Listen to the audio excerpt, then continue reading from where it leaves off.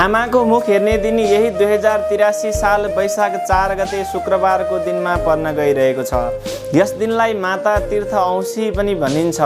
यस दिनमा टाढा टाढा रहनुभएका छोराछोरीहरूले आफ्नो आमाको मुख हेर्नको लागि विदेश भएका छोराछोरीहरू घर आउने र टाढा टाढा बस्नुभएका छोराछोरीहरू पनि आमा भएको ठाउँमा गएर आमाको मुख हेर्ने, आमाको आशीर्वाद लिने गर्नुहुन्छ।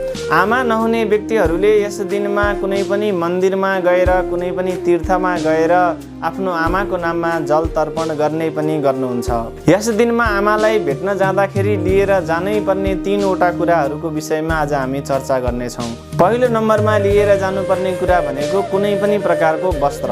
कुनै पनि प्रकारको वस्त्र आमालाई भेट्न जाँदा लिएर जानु। दोस्रो नम्बरमा लिएर जानुपर्ने कुरा भनेको फलफुल अथवा मिठाईहरू। आफ्नो आमालाई मनपर्ने कुनै पनि फलफुल र मिठाई लिएर जान सक्नुहुन्छ। र तेस्रो नम्बरमा लिएर जानुपर्ने भनेको सबैभन्दा मुख्य र महत्त्वपूर्ण कुरा भनेको माया र स्नेह हो।